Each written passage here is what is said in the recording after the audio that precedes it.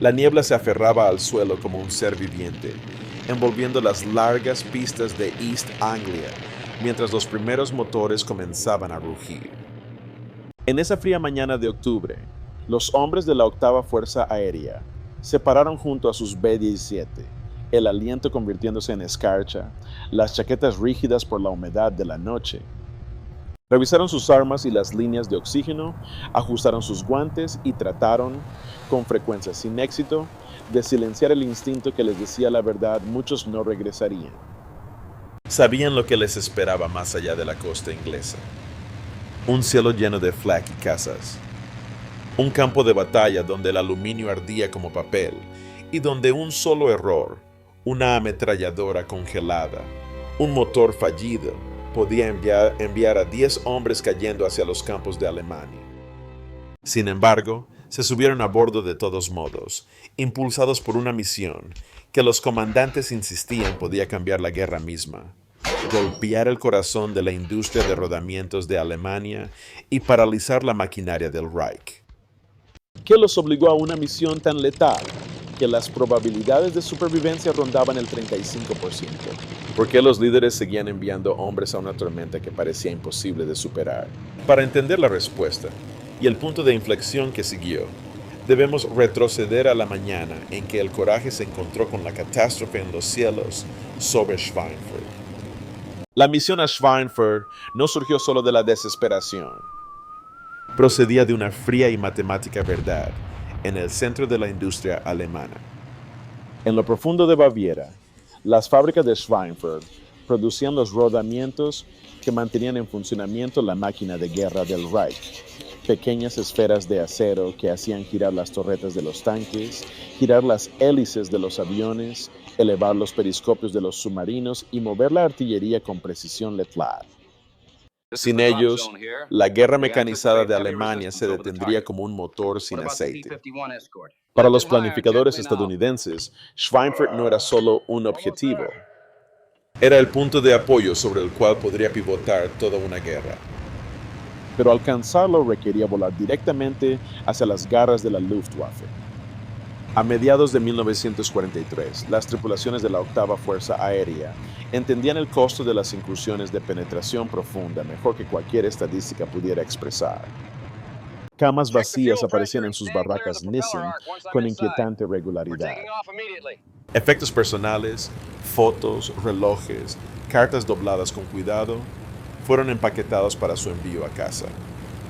Y cada nuevo informe les recordaba una verdad susurrada en los comedores y escrita en cartas que nunca se enviarían. Las tripulaciones de bombarderos tenían solo una de cada 3 posibilidades de sobrevivir a sus 25 misiones requeridas. Sin embargo, la doctrina estadounidense insistía en que el bombardero podía defenderse. El B-17 Flying Fortress estaba cubierto de ametralladoras de 50 pulgadas, 13 en total, con campos de tiro superpuestos que los planificadores creían podían repeler cualquier interceptor. Las formaciones en caja de combate, en capas alta, media, baja, prometían protección mutua. En teoría, el sistema parecía inquebrantable. Pero en los cielos sobre Alemania, la Luftwaffe ya había comenzado a desmantelar esa teoría pieza por pieza. El doble ataque del 17 de agosto de 1943 expuso todas las debilidades. El plan era elegante. Una fuerza atacaría la fábrica de Messerschmitt en Regensburg y continuaría hacia el sur hasta las bases en el norte de África, mientras que una segunda fuerza golpearía las plantas de rodamientos en Schweinfurt antes de regresar a Inglaterra. En teoría, los cazas alemanes se verían obligados a dividirse. En realidad, la niebla cubría los aeródromos de la fuerza de Schweinfurt. Las horas pasaron mientras los bombarderos esperaban en pistas que apenas podían ver. Regensburg voló según lo programado, solo. El radar alemán los detectó de inmediato, y cada unidad de la Luftwaffe disponible lanzó una interceptación. Para cuando la formación de Schweinfurt retrasada finalmente cruzó a Alemania, los mismos cazas, reabastecidos, rearmados, reforzados, los estaban esperando de nuevo. 60 bombarderos nunca regresaron. 600 aviadores fueron asesinados, capturados o perdidos en el mar. Para los estadounidenses, la incursión fue una lección estratégica escrita en fuego. Sin escolta de largo alcance, el bombardeo diurno no solo era peligroso, era insostenible. Sin embargo, el objetivo seguía siendo vital. Schweinfurt todavía producía casi la mitad del suministro de rodamientos de Alemania. Destruirlo podría haber ralentizado al Reich más que cualquier victoria en el campo de batalla. Y así, la octava Fuerza Aérea se preparó para intentarlo de nuevo, sabiendo muy bien lo que les esperaba al otro lado del canal. El escenario estaba preparado. El enemigo estaba listo. La doctrina se estaba rompiendo. Y los hombres de la octava Fuerza Aérea fueron ordenados a regresar a la tormenta. El sol apenas había salido cuando la corriente de bombarderos cruzó la costa holandesa, pero ya los hombres, dentro de las fortalezas volantes, sentían el peso de lo que venía. La escarcha se aferraba al interior de sus máscaras de oxígeno. La temperatura del aire había bajado a 40 grados bajo cero. Incluso la herida más pequeña podría congelarse antes de que se aplicara un vendaje. Sin embargo, no fue el frío lo que les apretó el pecho, sino el momento en que los P-47 Thunderbolts movieron sus alas, giraron hacia el oeste y desaparecieron. Combustible. Esa única restricción dictó todo. A las 11:00 los escoltas regresaron hacia Inglaterra, con sus tanques casi vacíos. Durante las próximas 3 horas, los B-17 estarían completamente solos en el espacio aéreo más peligroso del mundo. A las 11:13 llegó la primera oleada DAS. Los Messerschmitt Bf-109 descendieron como cuchillas cayendo del sol, bajando desde 30.000 pies en formaciones compactas de 4. Apuntaban directamente a la proa del torrente de bombarderos, el punto débil que los planificadores una vez desestimaron como estadísticamente insignificante. Para los alemanes era la clave. A velocidades de cierre superiores a 500 millas por hora, mantenían su fuego hasta alcanzar las 300 yardas. Luego desataban los 4 cañones de 20 mm de una vez. Los destellos parecían chispas sobre un yunque. El efecto fue catastrófico. El primer B-17 murió casi instantáneamente. Un proyectil de cañón impactó en el motor número 2, convirtiéndolo en una bola de fuego. Las llamas se arrastraron por el ala como un ser vivo, debilitando su estructura hasta que se rompió de raíz. El bombardero se invirtió, dio vueltas violentamente y espiraló hacia abajo, atrapando a la mayoría de la tripulación bajo fuerzas G aplastantes. Solo 4 paracaídas se abrieron. No había tiempo para llorar, otra oleada ya se acercaba. Los Focke-Wulf Hornsumwandys martillaban la formación desde los flancos y la parte trasera, apuntando a los motores exteriores, el talón de Aquiles del fortín volador. Destruir ambos motores de un ala y la física completaba la muerte. Un bombardero que se quedaba atrás de la formación se convertía en un animal herido. La Luftwaffe cazaba a los rezagados sin piedad, rodeándolos desde todos los ángulos con la precisión de depredadores que habían perfeccionado su oficio durante 4 años de guerra. El cielo se espesó con estelas de humo y aluminio cayendo. Algunos bombarderos explotaron de inmediato cuando los proyectiles de cañón impactaron en sus bodegas de bombas. Otros ardieron durante minutos agonizantes, descendiendo en espiral, mientras los hombres se lanzaban al vacío en un cielo iluminado por el fuego. Algunos paracaídas se abrieron. Algunos no. Aún así, la formación siguió adelante. Aún así, la misión tenía que cumplirse. A las 14:40, después de horas de combate incesante, los bombarderos sobrevivientes llegaron a Schweinfurt. Debajo de ellos, la ciudad estaba llena de cañones antiaéreos de 88.000. Nubes negras de metralla estallaron alrededor de la aeronave. Cada explosión, una bola de esquirlas que podía desgarrar el aluminio como si fuera tela. Los bombarderos no tenían otra opción que volar en línea recta y nivelada durante casi 3 minutos, atrapados en la disciplina inquebrantable requerida por el visor de bombas Norden. Los hombres contuvieron la respiración. El metal gritó. Se abrieron agujeros en las alas y los fuselajes. Pero las bombas cayeron.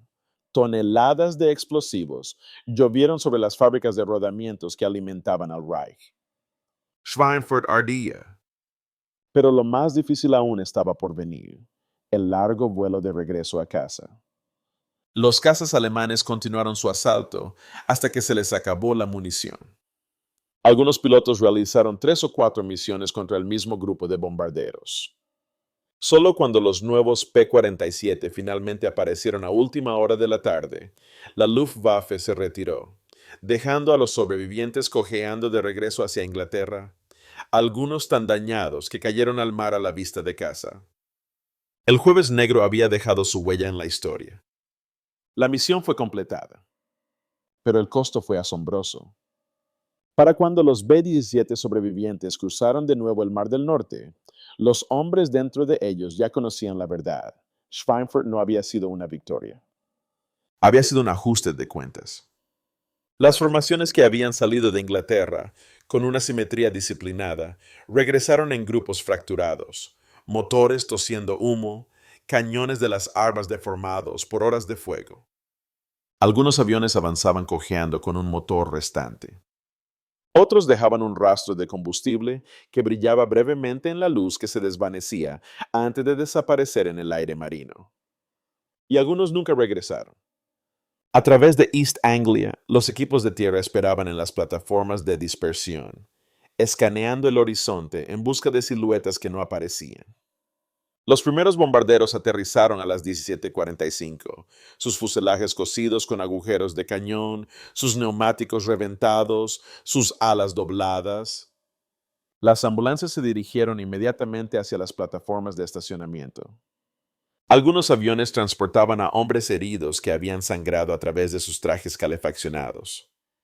Otros llevaban pasajeros silenciosos, aviadores que habían muerto horas antes, sus cuerpos congelados y rígidos a gran altitud. Cuando llegó el recuento final, fue peor de lo que cualquiera esperaba. 60.000 perdidos. 17 más dañados más allá de reparación. 77 aviones perdidos. 26% de toda la fuerza de ataque. 650 hombres muertos, heridos o desaparecidos. El Jueves Negro se había convertido en la misión más costosa en la historia de la octava Fuerza Aérea y que había logrado el sacrificio. Las bombas habían caído con precisión. Los incendios arrasaban dentro de las fábricas de Schweinfurt. Los informes de producción mostraron una caída a corto plazo de aproximadamente un 34% en la producción de rodamientos. Pero en cuestión de semanas, el Ministerio de Armamento alemán restauró silenciosamente los niveles de producción. Las reservas, los turnos de emergencia y las importaciones de países neutrales llenaron el vacío. El golpe estratégico, tan costoso, tan desesperadamente adquirido, había aterrizado más suavemente de lo que los planificadores estadounidenses habían esperado. Dentro de la sede de la Octava Fuerza Aérea en High Wycombe, la atmósfera cambió de determinación a urgencia. Los informes posteriores a la misión fueron contundentes. Los grupos de bombarderos escribieron relatos detallados de ataques frontales, formaciones masivas de cazas y pérdidas catastróficas entre los aviones no escoltados. Los resúmenes de inteligencia describían lo que los hombres ya sabían por experiencia. La Luftwaffe podía repostar, rearmar y atacar de nuevo mucho antes de que los bombarderos llegaran a la costa. Cada factor apuntaba a la misma conclusión. El bombardeo estratégico diurno sin escolta de cazas de largo alcance no solo era defectuoso, estaba fracasando catastróficamente. La tragedia del Jueves Negro obligó a un ajuste de cuentas fundamental. La doctrina de los bombarderos, que América había defendido durante años, la creencia de que un fortalezas volante podía abrirse camino hacia cualquier objetivo en Alemania, había sido refutada con sangre. Incluso los propios aviones, por magníficos que fueran, no podían sobrevivir 3 horas solos contra pilotos alemanes experimentados armados con tácticas optimizadas y números abrumadores. La octava Fuerza Aérea tenía una opción: continuar como estaban y enfrentar la destrucción, o encontrar una manera de escoltar a los bombarderos hasta el objetivo y de regreso. Sin embargo, la respuesta no existía en los cielos, al menos no aún. El P-47 carecía de alcance. El P-38 luchaba en el aire helado a gran altitud. La RAF ya había abandonado el bombardeo diurno por incursiones nocturnas. En algún lugar, de alguna manera, los estadounidenses necesitarían un caza que pudiera volar 1000 millas, combatir con los interceptores alemanes sobre su propio territorio y luego llevar a su piloto de regreso a casa con vida. El costo de Schweinfurt no exigía menos. En el periodo posterior al Jueves Negro, Estados Unidos se enfrentó a una verdad que era imposible de ignorar. El coraje por sí solo no podía ganar la guerra aérea sobre Europa. Lo que la octava Fuerza Aérea necesitaba no eran más bombarderos ni más determinación. Necesitaba una transformación, una que remodelara la estrategia, la doctrina y la propia estructura del combate aéreo. Esa transformación comenzó en enero de 1944, en el momento en que el teniente general James Doolittle asumió el mando. Doolittle entendió algo que sus predecesores habían resistido. Defender a los bombarderos no era suficiente. Para derrotar a la Luftwaffe, los estadounidenses tendrían que cazarla, en cada ruta de vuelo, a cada altitud, incluso en el suelo. Bajo su liderazgo, los grupos de cazas fueron liberados de la rígida obligación de permanecer unidos a las formaciones de bombarderos. Los P-51 Mustang, con su alcance sin precedentes y su rendimiento a gran altitud, fueron autorizados a avanzar mucho más allá, sumergirse profundamente detrás y atacar a la Luftwaffe donde quiera que reuniera fuerzas. La superioridad aérea no se concedería. Sería tomada. El mundo sintió el cambio casi de inmediato. La Operación Argument, más tarde conocida simplemente como la Gran Semana, sometió la nueva doctrina a una prueba brutal. Entre el 20 y el 25 de febrero de 1944, miles de bombarderos estadounidenses, escoltados por enjambres de Mustangs, asaltaron las fábricas de aviones de Alemania. La Luftwaffe se vio obligada a salir a la luz, enviando sus escuadrones más experimentados para defender el columna vertebral industrial del Reich. El resultado fue devastador. Alemania perdió cientos de cazas y casi 100 pilotos veteranos y reemplazables en menos de una semana. Sus programas de entrenamiento, privados de combustible y recursos, no podían reemplazarlos. Para los aliados, la Gran Semana fue más que una victoria táctica. Fue un punto de inflexión estratégico reconocido en todo el mundo. Los comandantes británicos observaron que la Luftwaffe, una vez el terror de Europa, comenzaba a quebrarse bajo el implacable peso del poder aéreo estadounidense. Los líderes soviéticos, luchando su propia batalla de vida o muerte en el frente oriental, dieron la bienvenida a la presión que alejaba a los aviones y pilotos alemanes de sus cielos. Incluso las naciones neutrales tomaron nota del cambio de equilibrio. La superioridad aérea que alguna vez perteneció al eje se estaba erosionando rápidamente. Para los Estados Unidos, las implicaciones fueron profundas.